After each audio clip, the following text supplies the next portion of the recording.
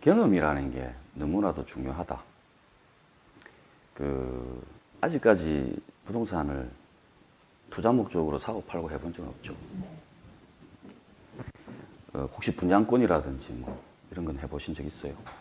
아니요, 전혀 안 해서. 관심은 많이 있고. 근데 해야 된다 생각합니다. 뭐 어떤 기준에서 사야 된다고 생각하십니까? 부동산은 매수 타이밍을. 본인은? 일단 말씀하신 것처럼 시기가 제일 중요하다 생각을 하는데 그게 지역별로 부동산은 시기를 사고 파는 것이다.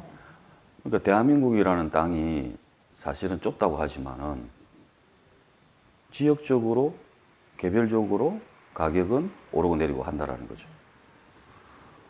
편차가 있어요, 사실은. 우리 지역 근처를 보게 되면 부산을 또 예를 많이 드는데, 부산 같은 경우에는 같은 지역 안에서도 뭐 해운대 쪽은 오르고, 동네 쪽은 내리고, 뭐 구서동도 내리고, 강서구는 오르고, 뭐 이런 등등 있을 수 있죠. 근데 김해나 창원 정도는 보게 되면은 거의 같이 움직입니다, 가격이. 이런 거는 있죠.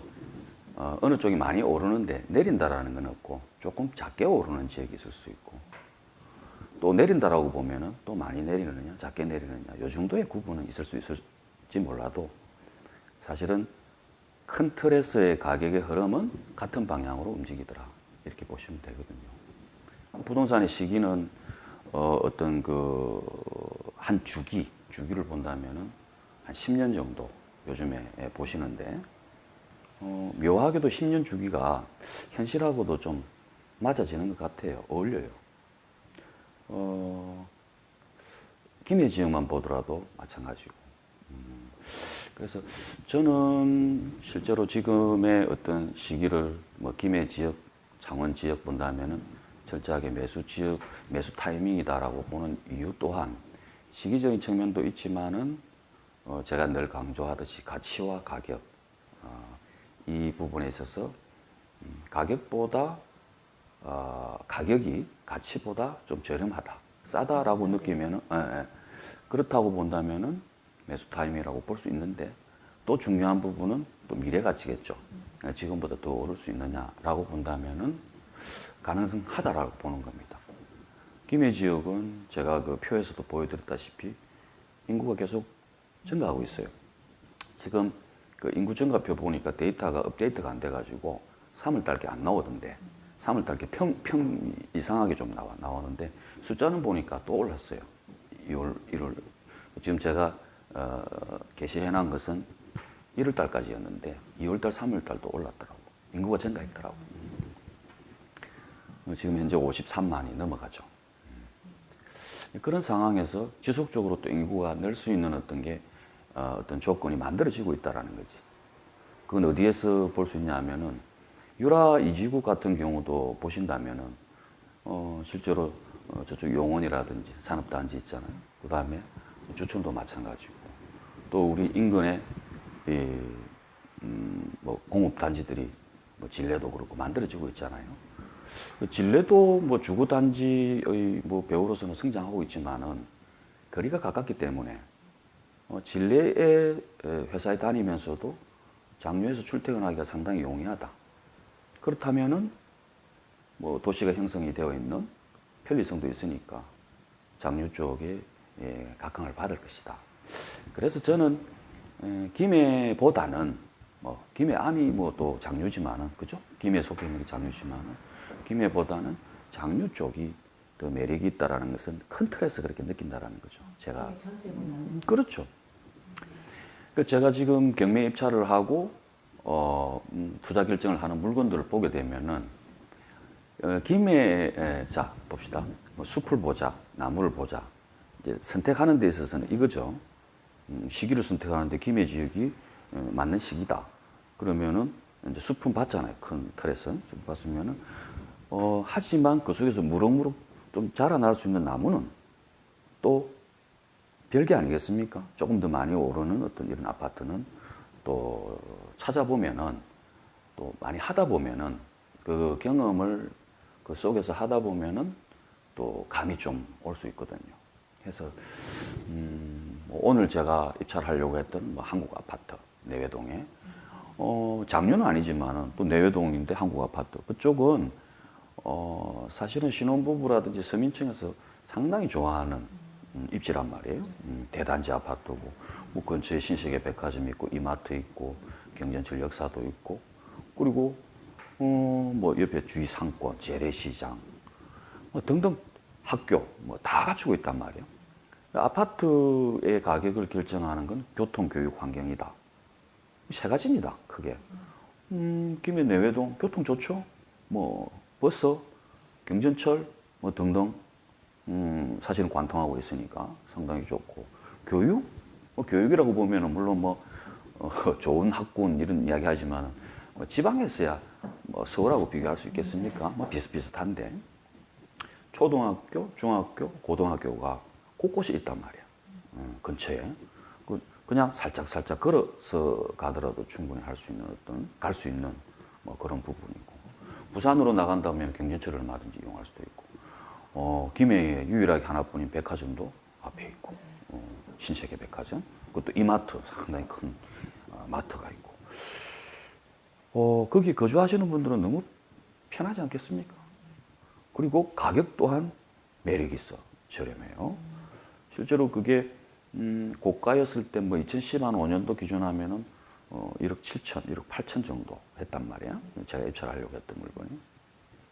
근데 오늘 제가 입찰할 예상 금액은 약 한 1억 1천만 원 정도였습니다. 물론 가격이 내렸기 때문에 지금 현재 시세는 뭐 1억 한 3천 정도 이렇게 보시면 될 것 같은데. 오래됐죠. 한 20년, 네, 늦게 됐죠. 20년 넘었을 거야. 정확한 연도는 기억 못 하는데 20년 정도.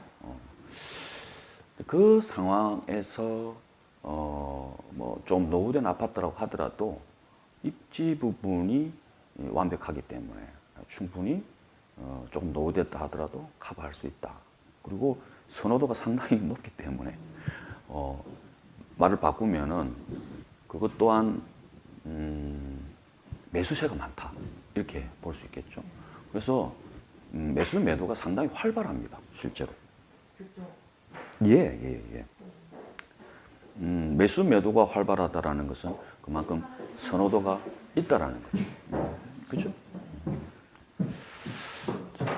오늘 패션이 완전 일찍 부산 갔다 왔는데 훌륭합니다. 저도 먹고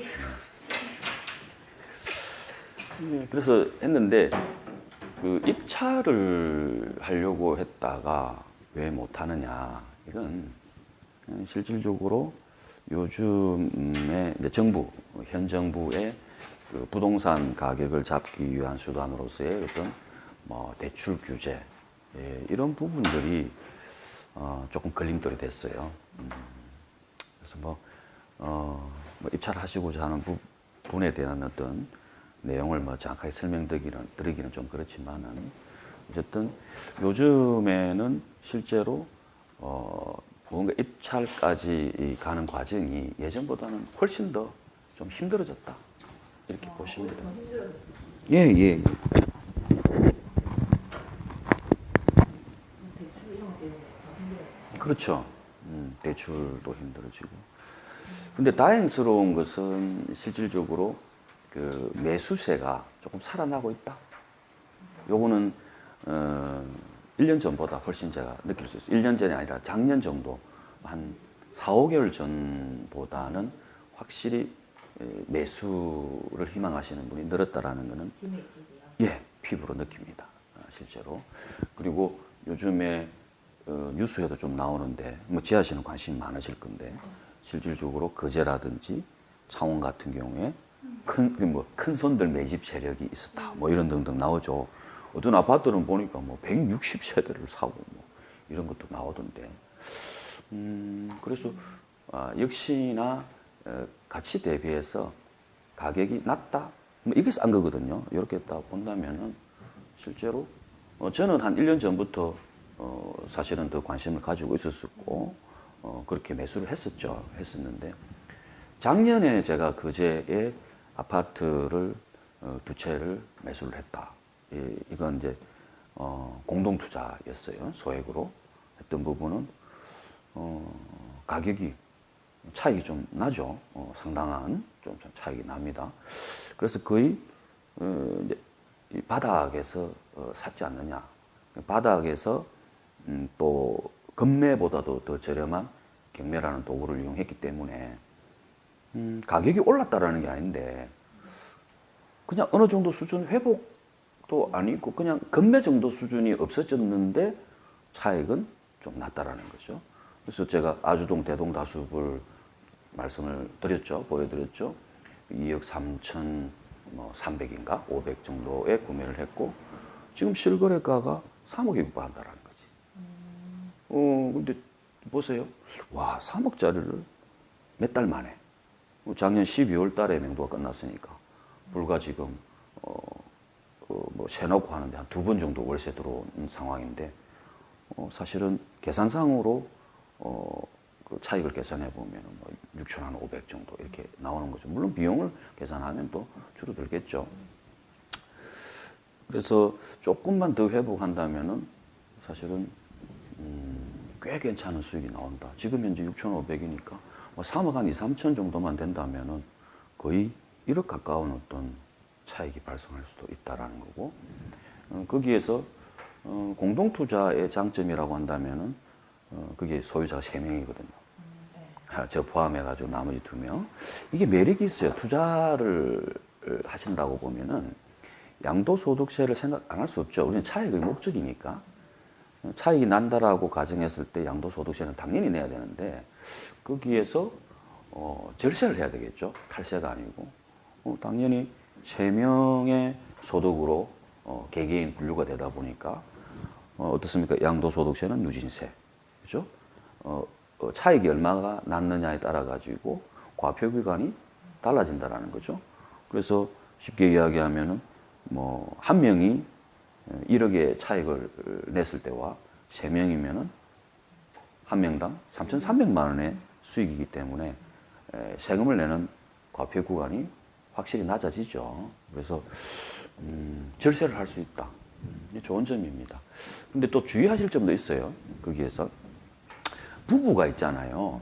공동 명의로 했을 경우에는 뭐 은행에서 대출을 해줄 때 크게 뭐 문제 삼지 않는데 금융권마다 조금은 특이성이 있는데 뭐냐 하면은 모르는 사람 3명이 이렇게 했잖아요. 그러면은 대출을 안 해주려고 하는 데도 있어. 자체를. 저도 실제로 이제 대출 상담을 받아보고 하다 보니까 느낀 건데 알게 된 거죠, 그게. 그래서 그런 부분도 있으니까 좀 주의하셔야 되고 해서 이제 그 대출 경매 입찰을 하기 전에 그 대출이 되느냐 안 되느냐, 얼마가 될 수 있느냐 이런 부분도 미리미리 짚어야 된다는 겁니다. 실제로. 먼저 상담을 받아봐야 되는 거예요. 상담을 받는 게 좋죠. 필요시에는 뭐 주민번호를 제공을 하고 네, 직접적인 그 상담을 받으시는 게 맞습니다. 요즘에 그 DTI, 뭐 총부채 상환 비율 이런 부분들이 소득이 작게 되면은 그게 맞춰서 대출이 안 될 수도 있으니까 뭐 이런 부분도 확인해 봐야 되고 그리고 대출을 상담하는 과정에서 우리가 간단하게 알고 있는 뭐 DTI, 뭐 또 뭐 요즘에 또 DSR, LTV 이것 외에도 있잖아요. 또 미묘하게 또 이게 대출이 되느냐 안 되느냐의 기준이 되는 요인들이 또 있습니다. 있을 수 있으니까 자기 주민번호를 넣고 철저하게 상담해보는 것도 나중에 문제가 일어날 수 있는 걸 미연에 방지할 수 있다. 이렇게 볼 수도 있을 것 같아요. 오늘 원래 입찰하려고 하다가 못하시는 그게 1억 천 정도 생각하셨다고 했을 때 그럼 그걸 어떻게 세팅을 어떻게 맞추려고 하신 거예요? 대출 어느 정도 하고 그분 대출을 알아보니까 1억 1천 정도니까 8,800만 원 정도 대출이 되더라고요. 8,800만 원 정도. 그분은 이제 소득이 좀 있어요. 주민번호를 넣고 잠깐 좀 확인해 봤는데 그러면은 뭐 간단하게 계산 한번 해볼까요? 뭐 한 9천만 원 정도 생각한다면은 1억 1천에 사서 그러면은 부대 비용이 이제 들어가는 게 뭐 취득세, 등록세, 뭐 또 명도, 이사 비용도 좀 있고, 물론 또 재수수료도 있고, 뭐 이런 등등을 따져보면은 1억 1,600, 700? 예, 그럼 뭐 또 뭐 편하게 1억 한 2천 정도 잡아봅시다. 1억 2천, 물론 또 이제 세를 놓는다면 도배장판 정도도 해야 되니까 그런 비용까지 한다면은 그냥 about 대략적으로 1억 한 2천 정도로 보시면 되겠죠. 1억 2천. 1억 2천인데 대출을 9천만 원 받았다. 그럼 초기 비용이 한 3천만 원 들어가는 거예요. 3천만 원. 3천만 원 들어가는데 세를 놓는다라고 보면은 그게 보증금 1,000만 원에 월 한 40만 원 정도는 받을 수 있을 거예요. 월전세 낳기는 좀 힘듭니다. 왜냐? 내가 대출을 했는데 누가 월전세 들어오겠어요? 그럼 또 대출을 갚아버리면 되지 않겠느냐? 안 됩니다. 대출을 갚게 되면은 중도상환수수료가 꽤 커. 그죠? 8,800만 원에 중도상환수수료가 지금 글쎄요? 한 2% 되나? 2% 같으면은 물론 일수를 계산하지만은 금액이 꽤 크죠. 수익을 좌우하는 데 있어서는 비용을 줄여야 되는데 뭐 또 한 100, 한 5, 60만 원 된다고 한다면 그 비용도 만만치 않잖아요. 그래서 보증금을 조금 작게 받고 한 1,000만 원 정도 받으신다. 죄송합니다. 예. 아이고.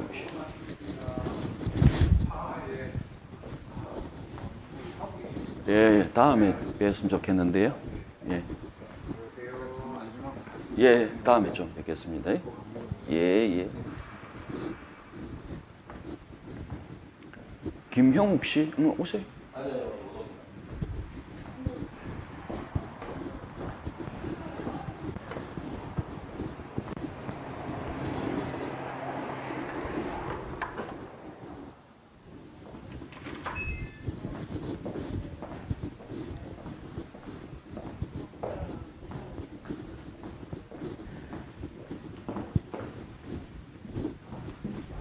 이쪽으로 좀 들어가세요. 녹화를 제가 하고 있어. 한번 적어볼까요? 자, 봅시다. 1억 1천만 원에 낙찰을 받았다. 조금 전에 계산했는데 부대 비용, 그죠? 부대 비용이라고 한다면은 세금부터 시작해가지고 뭐 명도하는 데 들어가는 비용이라든지 각종 수수료 또 뭐 크게 뭐 욕실을 뭐 고친다든지 뭐 싱크대를 교체한다든지 이런 큰 비용이 좀 제외하고 그 우리가 일상적으로 제가 했을 때 뭐 도배장판 정도라고 그런 비용까지 한댔을 때 뭐 한 또 부대 비용이 한 1,000만 원, 그죠? 1,000만 원. 그러면은 요게 끝입니다. 실제로. 그러면 1억 2천만 원이 어떻습니까? 순투입이 되겠죠? 순투입이 됩니다. 순투입이 되는데 그 제가 이 대출이 지금 현재 우리가 9천만 원을 예상했잖아요. 바로 나옵니다. 뭐 4% 잡아볼게요. 4%. 4, 9, 36. 4, 9, 36이니까 계산하기 쉽네. 36, 12로 나눠야지. 그럼 한 달에 들어가는 돈은 30만 원이죠. 그죠? 1개월에 이자가 30만 원. 30만 원. 그러면은 다 끝나고 나면 우리가 수익을 창출해야 되겠죠? 수익을 창출할 때는 뭐 월세. 근데 제가 볼 때 조사해 볼 때 1천에 한 40만 원 정도. 뭐 이 정도 같으면은 충분히 제가 나갈 것 같아요.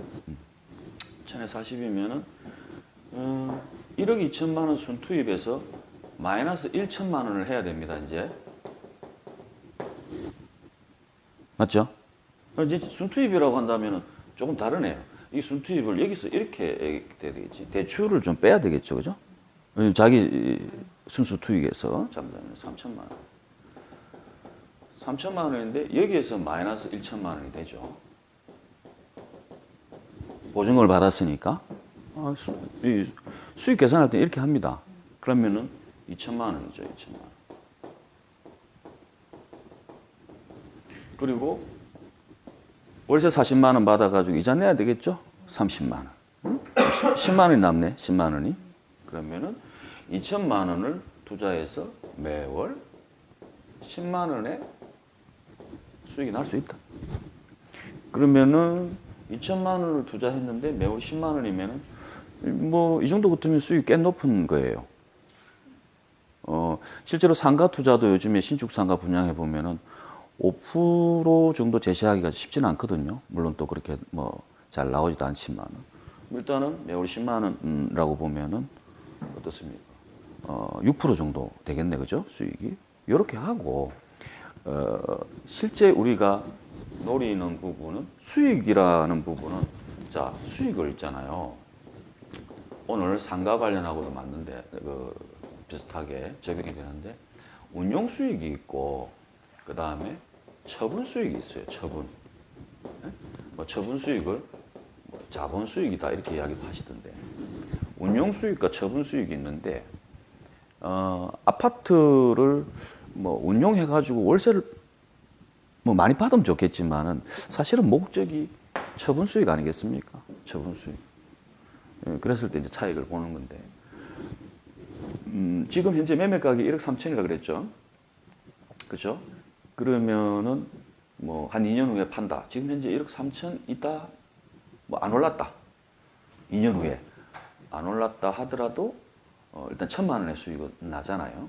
5천만 원 수익이 나면은 내가 2천만 원을 투입했잖아. 2천만 원을 투입해가지고 2년 만에 1,000만 원을 벌었다면은 저는 뭐 괜찮다고 봅니다. 그런데 우리가 미래에 좀 오를 수 있겠다라고 판단하기 때문에 입찰을 하는 거 아니겠습니까? 그러면은 많이는 안 올랐어. 한 1,000만 원 정도 올랐다. 1억 4천이다? 그러면은 2천만 원을 넣어서 2년 만에 2천만 원을 번다라고 하면은 처분 수익, 자본 이득만 따졌을 때도 순투입 대비해서 100%의 수익률을 올렸죠. 그죠? 수익률이 낮잖아요. 상당히 매력 있는 투자가 될 수 있다. 그런데 그게 2015년도에 1억 한 7천, 8천까지 했단 말이야. 그래서 저는 조금 회복이 된다면은 글쎄요, 뭐 1억 한 5천 정도까지는 회복이 될 수 있지 않겠느냐. 단기적으로도. 그럼 1억 5천 정도 된다면은 또 마찬가지 이제 수익은 3천만 원이 나는 거죠. 그리고 매월 또 어쨌든 10만 원이라는 수익이 나온다라는 거 또 매력 있고요. 해서 실제 경험을 간접적으로 제가 설명한다면은 뭐 이러한 어떤 흐름 과정을 생각하고 이제 컨설팅도 했고 그리고 또 이런 제가 말씀드렸죠. 돈을 많이 번다고 해서 전문가는 아니다. 그걸 돈이 많이 벌었기 때문에 전문가라는 어떤 뭐 말씀을 듣는 건 아니다라는 겁니다. 본인이 판단을 하고 그 판단한 부분이 어느 정도 맞아지느냐, 맞출 수 있느냐 이게 또 이것이 이제 전문가를 가늠하는 기준이 되지 않겠느냐 이런 생각도 해봅니다. 그래서 상당히 매력이 있었는데 뭐 어쨌든 서두에 이야기했듯이 뭐 다른 부분이 있어서 다른 부분 요인도 다른데 입주도 하셔야 되고 뭐 또 이런 부분들이 있기 때문에 어쩔 수 없이 또 포기를 했는데 중요합니다. 그 돈의 흐름을 생각한다라는 건. 저희 공장 물건도 하실 건가요? 공장은 제가 경험이 좀 많이 있죠. 하고 있고 공장도. 공룡서 한번 하죠. 아, 나 공장 사야 되는데. 공장은 조금 특수 물건이라고 해가지고 조금 달라요. 컨설팅 하는 방법도 다르고. 제가 가장 괜찮았던 게 벌써 이제 재작년인가? 그때 감정이 50억 정도 되어 있었는데 26억에 낙찰을 받았던 게 한림에 있어요. 그게 2,800평 됐나? 그렇게 됐던 건데, 뭐 상당히 만족한 결과였고, 가격도 좋아했습니다. 그리고 근데 그 과정이 그걸 하는 데 있잖아요. 2년 걸렸습니다. 무슨 말이냐 하면은 공장 같은 경우에 물건을 이제 컨설팅을 한다면은 분이 원하시는 어떤 형태를 찾아야 될 거 아니겠습니까? 또 업종이 허가가 날 수 있느냐 없느냐 이것도 따져봐야 되고 중요한 부분이에요. 그리고 또 저한테 의뢰를 하시는 것은 이런 부분이 있죠. 무슨 말이냐면은 영업도 영업이지만은 뭐 10년, 20년 할 수 있는데 20년 후에 이 공장 가격, 응? 뭐 중요한 부분은 토지 가격이겠죠. 토지 가격이 좀 오를 수 있느냐, 지역이 오를 수 있는 지역이 아니냐도 따져보는데 뭐 그것 때문에 뭐 저희한테 의뢰를 해주시는데 좋은 결과 나서 저도 다행이고 지금도 공장 컨설팅 하고 있습니다. 지금 현재도 컨설팅 약정을 하고 지금 그분은 1,500평 이상이 돼야 돼요. 일단은 조건이 토지 면적이 1,500평 이상. 건물의 크기는 별로 중요치 않습니다. 근데 야적장 형태의 어떤 공장이기 때문에 그래서 땅이 문제예요. 땅이.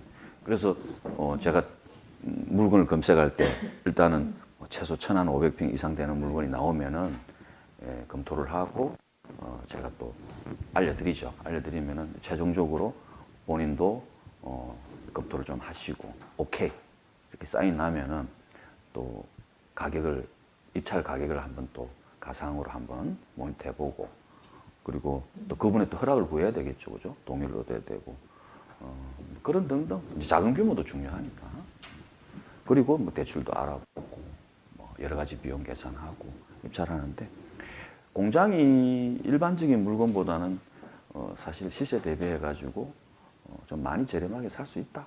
예, 특수 물건이니까 아파트를 1억짜리를 8,500에 산다라고 봤을 때 공장은 뭐 10억짜리를 뭐 8억 5천에 사는 형태는 아닙니다.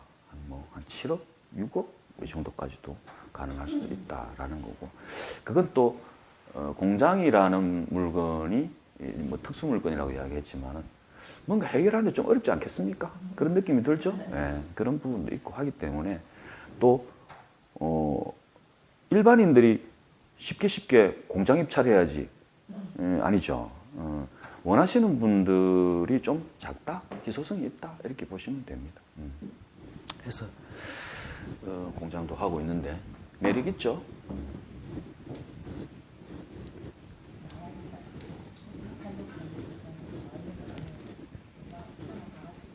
저도 땅 혹은 못 주고요. 저도 어수선처럼 건물이 좋지 않고 나올 때